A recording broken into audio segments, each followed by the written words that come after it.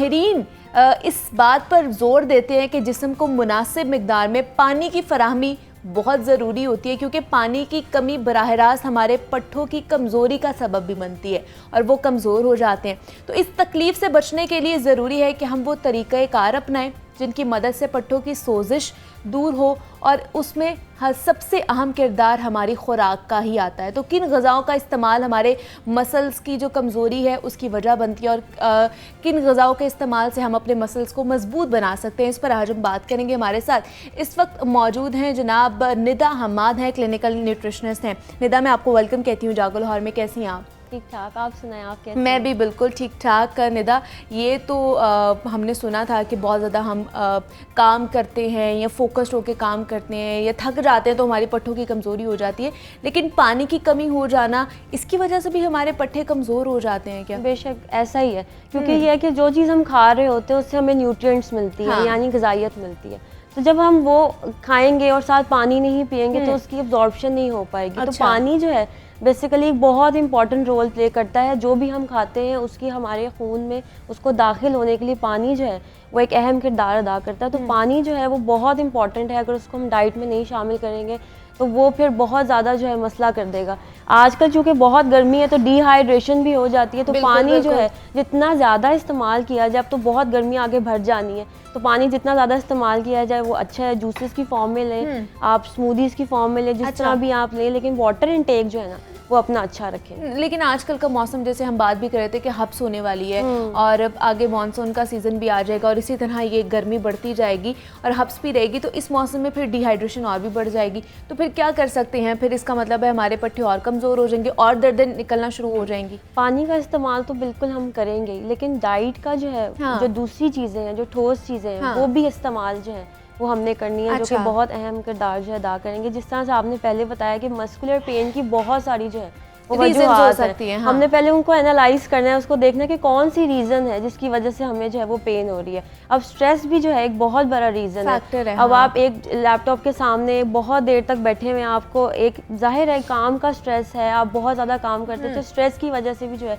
Muscular pain हो जाती है। और बहुत ज़्यादा ओवर यूज़ आप कर रहे हो मसल्स का, यानी जिम वगैरह में बहुत ज़्यादा एग्रेसिव किस्म की एक्सरसाइजेज जो है वो लोग करते हैं वेट रिड्यूस करने के लिए, एकदम से एग्रेसिव हो जाते हैं और बहुत ज़्यादा वज़न कम करने के लिए जो है एक्सरसाइजेस करते हैं। तो उसमें जो है क्या होता है कि वज़न तो है वो कम हो जाता है, लेकिन बहुत ज़्यादा जो है मसल्स पे इफेक्ट होता है। अच्छा, उसके साथ साथ कोई इंजरी वगैरह हो गई या कोई चोट वगैरह लग गई तो ये भी एक बहुत बड़ा जो है रोल प्ले करता है मसल्स जो है उसमें पेन होने की। अब जो सबसे अहम जो मसला है वो डेफिशिएंसी है, यानी किसी भी अहम न्यूट्रिएंट की डेफिशिएंसी हो जाए जिसमें हमारे पास पोटाशियम आ जाता है और विटामिन डी आ गया, उसके बाद कैल्शियम आ गई, आयरन आ गई। अब इनकी जो डेफिशिएंसीज़ की वजह से जो है मस्कुलर पेन जो है वो स्टार्ट हो जाती है। तो हमें बेसिकली पहले ये चीज़ चेक करनी है कि किस वजह से हो रही है। अगर स्ट्रेस की वजह से तो अपनी लाइफ की थोड़ी मॉडिफिकेशन करें, ताकि ये कि डाइट भी जो है, क्योंकि हम डाइट लेंगे लेकिन हम दूसरी चीज़ों को नहीं बदलेंगे तो उस तरह से हमें फ़ायदा नहीं होगा। तो डाइट का भी जो है इस्तेमाल करना है, वो तो हमें आगे बताऊंगी कि कौन कौन सी चीज़ें जिससे बहुत बेहतरीन हो सकता है, उस पर भी बात करेंगे। लेकिन निदा, जैसे हम बात कर रहे हैं, बहुत से लोगों के ये शोल्डर में पेन होना शुरू हो जाती है, कमर में भी बहुत दर्द होती है और फिर उनको देख के लोग कहते हैं कि शायद इन्हें विटामिन डी की कमी है, डेफिशिएंसी है विटामिन डी की, ऐसी भी होती है, इस वजह से ये चीज़ें बिल्कुल ऐसा ही है। मैंने जिस तरह से पहले बताया कि विटामिन डी, कैल्शियम की डेफिशिएंसी, पोटाशियम की डेफिशिएंसी और आयरन की डेफिशिएंसी की वजह से जो है ये चीज़ें हो जाती हैं। अब क्या है कि हम लोग दूध वगैरह का इस्तेमाल जो है वो बहुत कम करते हैं और ये चीज़ें निगलेक्ट हो जाती हैं। बाकी चीज़ें हम फिर भी ले लेते हैं, लेकिन दूध जो है वो अक्सर ही जो है वो स्किप हो जाता है किसी भी वजह से, खास तौर पे बच्चों में। तो हम लोग कहते हैं कि जी बुढ़ापे में जो है वो मस्कुलर पेन और हड्डियों के मसाइल आएंगे, लेकिन अब बच्चों में भी आने लगे क्योंकि उन्होंने स्कूल जाना होता है, उस वजह से जो है वो स्किप हो जाता है उनका ब्रेकफास्ट और दूध तो बिल्कुल ही जो है वो निकल जाता है। तो ये बहुत सारी जो है वजूहात है जिनकी वजह से ये सारी जो है मसले मसाइल जो है वो पैदा हो रहे हैं। तो फिर किस तरह की, अगर बच्चों के हवाले से उनके स्टेज से शुरू करें तो बच्चों को किस तरह की ग़िज़ा देनी चाहिए, ब्रेकफास्ट में क्या क्या चीज़ें होनी चाहिए, फिर आगे चलेंगे। अच्छा, सबसे पहले तो जो सबसे अच्छा सोर्स है पोटाशियम का वो केला है। बनानास का इस्तेमाल, वो बहुत बेहतरीन है। उसको ये है कि हम लोग मॉर्निंग में भी बच्चों को मिल्क शेक की फॉर्म में भी दे सकते हैं, ठीक है, या फिर उनको 2 केले जो हैं वो हमने उनको देने हैं, 1 नहीं 2 दे दें, ठीक है। कोशिश करें कि केला जो है उनकी डाइट में ज़रूर शामिल करें, वो बहुत बेहतरीन रहता है। सिर्फ बच्चों के लिए नहीं बल्कि बड़ों के लिए भी जो है वो बहुत फ़ायदेमंद है। तो बनानास का इस्तेमाल जो है वो एक तो डाइट में ऐड करें, उसके साथ साथ बच्चों को जो है वो ड्राई फ्रूट्स भी दे सकते हैं। ड्राई फ्रूट्स में भी ऐसी चीज़ें पाई जाती हैं, ऐसे न्यूट्रिएंट्स होते हैं जो कि बहुत जो है वो फ़ायदा दे सकते हैं। उनके जो पेन्स वगैरह हैं उनको कम करेगा, उनको रिलीफ देगा। अब बड़ों के बारे में अगर बात करें तो वो बहुत सारी चीज़ें जिसके हम हवाले से जो है हम बात करेंगे अभी, जैसे कि गोंद कतीरा, वो एक बहुत ही अच्छी चीज़ है जिसको हम इस्तेमाल करें तो मस्कुलर पेन जो है वो बहुत जो है वो कम हो जाती है। अब उसका इस्तेमाल किस तरह से करना है, वो ये है कि अगर आप 1 चम्मच पाउडर की फॉर्म में सुबह नाश्ते में से पहले अगर आप उसको लें, पानी के साथ ले लें, तो वो बहुत फ़ायदा देगा, क्योंकि उसमें विटामिन डी है और वो जितनी भी आपकी डेफिशिएंसी है उसको 1 हफ्ते के अंदर अंदर जो है वो रिकवर कर देगा। अब जिसके साथ है जिनको ऑस्टियोपोरोसिस का भी मसला है या फिर जिनको जॉइंट्स के बहुत ज़्यादा इशू आ रहे हैं, तो उनको भी ये जो है बहुत फ़ायदा देगा। यानी मल्टीपल जो इनके जो है वो फ़ायदे हैं इस एक चीज़ के। तो ये एक ऐसी चीज़ है जिसमें विटामिन डी जो है वो बहुत ज़्यादा पाई जाती है, तो इसको अगर इस्तेमाल करें ख़वातीन ख़ास तौर पे जिनको ऑस्टियोपोरोसिस के बहुत ज़्यादा जो है वो चांसेस होते हैं, तो वो ये ले सकते हैं। और ये सुबह ब्रेकफास्ट से पहले उन्होंने, हाँ जी बिल्कुल, ब्रेकफास्ट से पहले 1 चम्मच पाउडर की फॉर्म में पानी के साथ आप इसको इस्तेमाल करें तो आपको बहुत फ़ायदा देगा ये। और ये रोज़ाना की बुनियाद पर? हाँ जी बिल्कुल, आप रोज़ाना इसको इस्तेमाल कर सकते हैं, इसका कोई नुकसान नहीं बल्कि आपको फ़ायदा ही देगा। हाँ जी। अब अगली किसी चीज़ के बारे में बात करें तो वो फ्लैक्स सीड्स है। अब फ्लैक्स सीड्स में जो ओमेगा 3 पाया जाता है और उसमें कैल्शियम भी बहुत अच्छा है, विटामिन डी भी इसमें बहुत अच्छा पाया जाता है और थोड़ी मिकदार में आयरन भी है।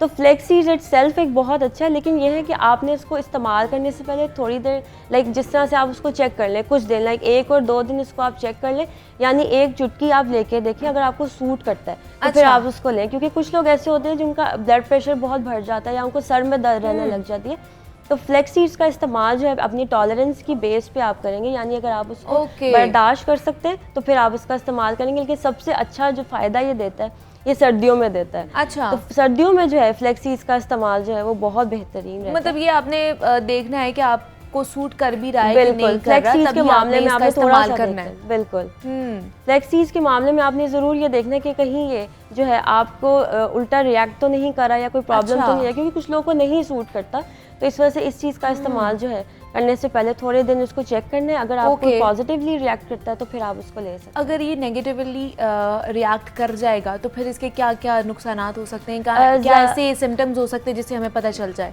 हाँ, ज़्यादातर यही होता है कि सर में दर्द, कुछ लोग कहते हैं कि हमारे कदम जो है वो भारी हो जाते हैं, यानी ब्लड प्रेशर उनका इतना बढ़ जाता है कि उनको लगता है कि सर जो है फट जाएगा या बहुत ज़्यादा दर्द होने लग गई है। तो इस वजह से अगर उनको ये महसूस हो कि इस तरह से उनको हो रहा है, ब्लड प्रेशर हाई हो रहा है उनका, तो वो इसका इस्तेमाल जो है वो रोक सकते हैं। ठीक है। इसके अलावा अगर हम बात करें तो एलोवेरा जेल वो बहुत अच्छा है, ख़ास तौर पे अगर आपके घर लगा हुआ है तो आप उसका इस्तेमाल करें। तो स्किन वगैरह के लिए तो लोग इसको यूज़ करते हैं, लेकिन अगर जॉइंट की अगर इश्यूज़ हैं किसी को या मस्कुलर पेन है तो वो सुबह मॉर्निंग में 2 स्पून अगर एलोवेरा जेल के ले निहार मुँह, तो आप 1 हफ्ते में ड्रास्टिक चेंज देखेंगे कि आपकी मस्कुलर पेन बिल्कुल ख़त्म हो जाएगी। तो जो लोग एलोवेरा वगैरह का इस्तेमाल करें उस वेट रिडक्शन में भी इसका इस्तेमाल कर सकते हैं, यानी वज़न कम करने के लिए भी एलोवेरा का जो है वो इस्तेमाल किया जा सकता है। तो अगर आप लोग जो है वज़न भी कम करना चाह रहे हैं और साथ साथ चाह रहे हैं कि कोई मस्कुलर पेन है तो वो कम हो जाए, तो इसका इस्तेमाल। लेकिन ये एलोवेरा फ्रेश होनी चाहिए? बिल्कुल फ्रेश होनी चाहिए, ऐसा ही है। यानी जिस तरह से बाहर मिलती है वो कोशिश करें ना लें। वो एक वो बॉटल्स में भी तो मिलती है ना, वो वाला इस्तेमाल नहीं करनी चाहिए। नहीं, फ्रेश इस्तेमाल करें। जब आप उसको उतारें तो आधा घंटा उसको रख लें, उसके बाद उसको पील करके फिर 2 स्पून उसमें से निकाल के वो इंटेक करें। अब वो डायरेक्ट इंटेक कर लें? डायरेक्ट इंटेक कर लें, आप पानी पी लें उसके बाद बेशक, लेकिन आप यकीन करें आपको बहुत फ़र्क महसूस होगा। जिनको बहुत ज़्यादा जो है शोल्डर्स में पेन रहती है या बहुत ज़्यादा उनके जॉइंट्स वगैरह में मसला रहता है, तो ये बहुत अच्छा है उसके लिए।